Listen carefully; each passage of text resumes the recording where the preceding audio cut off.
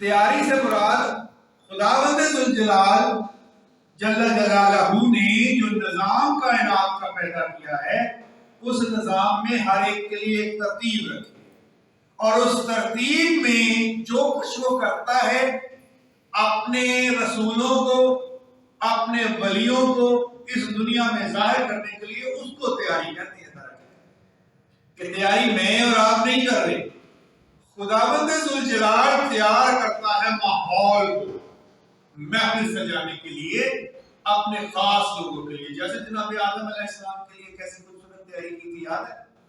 سارے فرشتوں کو اکٹھا کیا اور نے کہا کہ ہم میں زمین کے لیے خلیفہ بنانے جا رہا ہوں اور اپنے دونوں ہاتھوں سے میں نے اس کو بنایا. یاد ہے حضرت آدم علیہ السلام پر محمد و آل محمد صلی اللہ علیہ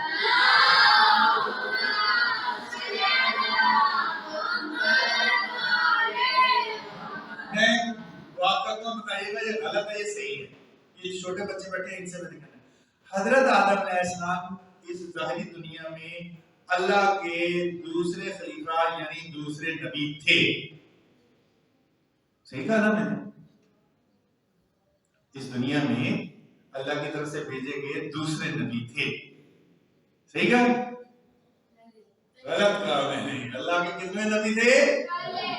ان کے پہلے نبی کو بھیجنے کے لیے خدا نے جو کائنات کا نظام بچایا ہے وہ اس کی تیاری ہے.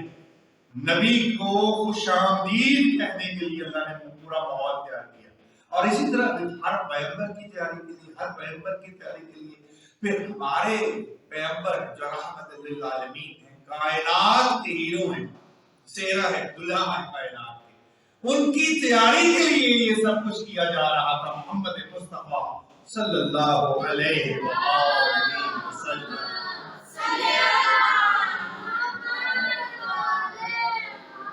یعنی پوری کائنات کا جو نظام بچھایا گیا تھا وہ ان کی آمد کے لیے تھا ان کی تیاری.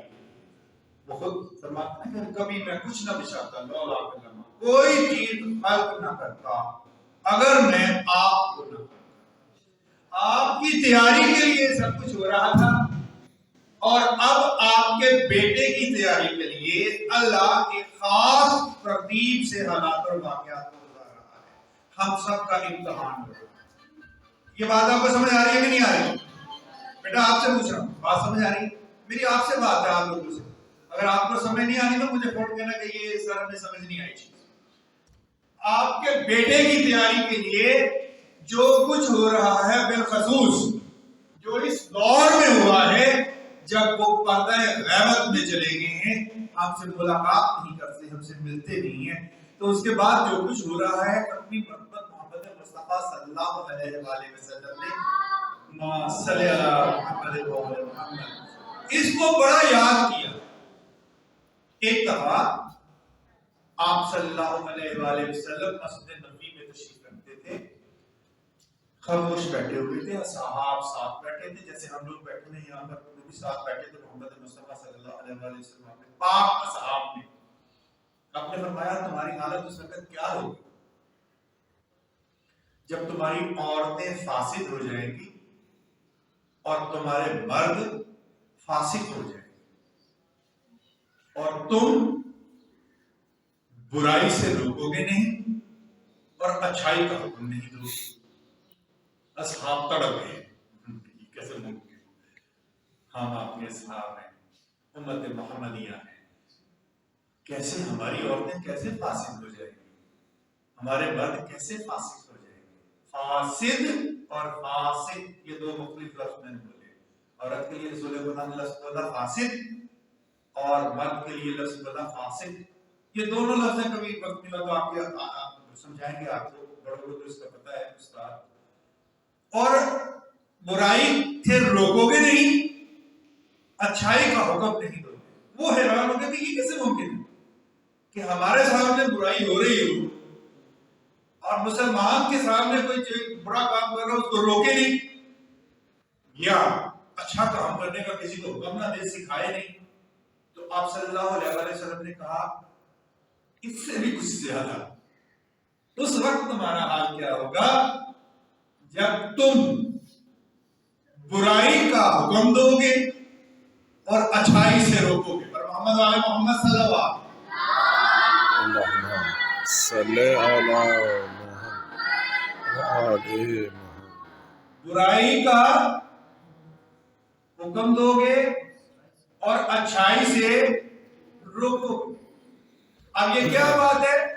پہلے دفعہ آپ نے کیا فرمایا کہ تم اچھائی کا حکم نہیں دو گے اور برائی سے یعنی چپ ہو جاؤ گے، معاشرے میں خاموشی چھاری ہو جائے گی، کوئی بندہ بھی بولے گا نہیں، کسی کو یہ نہیں کہے گا کہ یہ کام اچھا ہے تم کرو، آپ کو غریب کے کام آنا چاہیے، بھوکے کو کھانا کھلانا چاہیے، جس کو کپڑوں کی ضرورت ہے اس کو کپڑے دینا چاہیے، بچوں سے پیار کرنا چاہیے، عزت احترام عورت کی کرنی چاہیے، حیا کرنی چاہیے، کوئی نہیں یہ کہے گا۔ اور کوئی نہیں یہ کہے گا کہ بے حیائی سے بچو، پیسہ اپنے پاس اکٹھا نہ کرو، تقسیم کرو، سود نہ کھاؤ، بے ایمانی نہ کرو، رشوت، یہ کوئی نہیں کہے گا۔ پہلی سٹیج کا آ جائے گی کہ وہ حالات ہو جائیں گے۔ یہ کس کی بات ہو رہی ہے؟ یہ غیبت کبریٰ کے دور کی بات ہو رہی ہے۔ پہلی سٹیج لوگوں میں یہ آئے گی بتدریج کہ وہ چپ ہونا سیکھ جائیں گے، برے کو برا نہیں کہیں گے، اچھے کو اچھا نہیں کہیں گے، تبرہ بھی چھوڑ دیں گے، تعلیٰ بھی چھوڑ دیں گے۔ یہ دو ہیں ہمارے فروع دین، کیا؟ تبلہ اور تبرہ، اور امر بالمعروف اور نہی عن المنکر، اس کا وجود ختم ہو گیا، خاموشی پائی ہوئی۔ لوگ اس پر اتنا حیران ہوئے کہ صحابہ تڑپ گئے، انہوں نے کہا نہیں میرے مولا یہ کیسے ہو سکتا؟ آپ نے کہا نہیں، اس سے بھی برا کیا حال ہوگا تمہارا جب تم برائی کا حکم دو گے اور اچھائی سے منع کرو گے۔ برائی کا حکم، اچھائی سے منع۔ اس پر اصحاب نے رونا شروع کیا۔ میرے اور آپ جیسے لوگ نہیں تھے صحابہ محمد مصطفیٰ صلی اللہ علیہ وسلم، ہم تو گناہ گار گھٹیا سے لوگ ہیں، وہ عظیم ترین مخلوق کے گروہ کے لوگ تھے، ان کو نصیب ہوئی تھی زیارت اس ذات کی کہ جس کو کائنات کا ذرہ ذرہ ملنے کے لیے تڑپتا، جو براہ راست ان کی تربیت میں تھے، وہ صحاب تھے۔ رونا شروع ہو گیا، انہوں نے کہا مولا یہ بھی ہو سکتا ہے کہ ہم برائی کا حکم دیں، ہم سے مراد مسلمان، برائی کا حکم دیں اور اچھائی سے روکیں؟ اب آپ کی آنکھوں میں بھی پانی آ گیا۔ آپ نے فرمایا اس وقت تمہارا حال کیا ہوگا جب تم برائی کو اچھائی سمجھنا شروع ہو جاؤ اور اچھائی کو برائی سمجھنا شروع ہو جاؤ۔ آپ نے اتنا کہا، خود بھی روئے اور سارے اصحاب روئے۔ یہ 3 درجے ہیں انسانیت کے عرش سے زمین پر پٹتے جانے۔ اچھائی سے برائی کی طرف کا سفر انسان نے ایک دن میں نہیں کیا۔ اس پورے دور میں جب خدا نے امتحان کی آزمائش ایگزامینیشن ہال کو اوپن کیا نا، تو ہم کیا کر رہے ہیں؟ ان دونوں کے درمیان پہلے کیا ہوا؟ سمجھتے تھے کہ یہ برائی ہے، یہ سمجھتے تھے، اور یہ بھی سمجھتے تھے کہ یہ اچھائی ہے، اور اچھائی اور برائی دونوں کے متعلق اللہ کا حکم ہے کہ تم میں کرو، ایسا ضروری ہونا چاہیے، ضروری ہونا چاہیے۔ جو اچھائی کی حکم دے، امر بالمعروف، اور برائی سے روکے، نہی عن المنکر، کرتا رہے ہر وقت۔ یہ حکم خدا بند ذوالجلال ہے۔ آپ لوگ قرآن پڑھتے ہیں، سورہ آل عمران پڑھی، سورہ آل عمران کے بالکل درمیان میں آ کے خدا نے جو اصول بیان کیا ہے وہ اصول یہ بیان کمال کی صورت ہے۔ جو 2 صورتیں حشر کے میدان میں مجسم ہو کر اپنے کاریوں کے لیے خدا سے گفتگو کرے گی، بحث کرے گی، مباحثہ کرے گی، سفارش کرے گی، وہ پہلی 2 بڑی صورتیں ہیں، سورہ بقرہ اور سورہ آل عمران۔ پورے کا پورا دین سمایا ہوا ہے ان 2 صورتوں میں۔